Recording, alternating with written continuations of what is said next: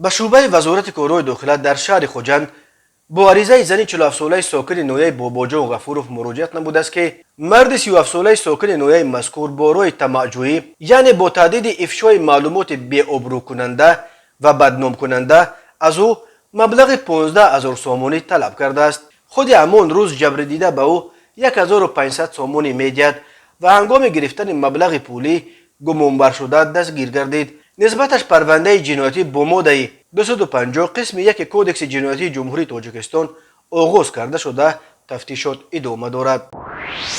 به شعبه وزارت کورهای داخله در نویه اسماعیل سامانی با عریضه زن 58 ساله ساکن پایتخت مراجعت نموده است که شب 20 فوریه سال 2022 شخصان نامعلوم با راه پنهانی به خانه استقامتیش در آمده از داخل جیوان جواهرات گوناگون طلایی را دزدیده از جای حادثه غیب زدند. ضرر رسانیده شده 10,000 سامانی را تشکیل می‌دهد. هنگام گذرانیدن چاره‌بینی‌های اپراتیوی جستجویی از جانب کارمندان میلیسیا نابالغ 15 ساله ساکن شهر دوشنبه همچون گمانبر در صادر نمودن جنایت دزدی دستگیر کرده شد که او این جنایت مذکور را با رفیقش ادریس نام شخص صادر نموده است.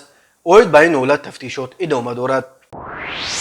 مرکز مطبوعات وزارت کورهای داخله تاجیکستان خبر داد که 25 فوریه سال 2022 تخمینا ساعت 15:30 راننده تراکتور تمغه امتزه 2857 ستموف نادرخان سفرویچ سال تولدش 1978 ساکن پایتخت هنگام حرکت از سمت زیرکوچه پامیر به سمت کوچه پامیر نویه شامنصور شهر دوشنبه از عهده اداره واسطه نقلیات نبرآمده پیادهگرد خرسال حلیموف مصطفی جمشیدویچ سال تولدش 2020 ساکن کوچه مذکور را پخش نموده است. متاسفانه در نتیجه خرسال حلیموف جراحت وزنی جسمانی برداشته در جای حادثه به هلاکت رسیده است. تحقیق حادثه مذکور ادامه دارد. میلیسیا دوشنبه اخیراً خبر داد که در طول سال 2021 در کوچه راههای پایتخت کشور در 242 صدمه نقلیاتی 33 نفر هلاک گردیده 254 نفر دیگر جراحت گوناگون برداشتند. بنا به آمار رسمی وزارت کورهای داخله تاجیکستان سال 2021 بر اثر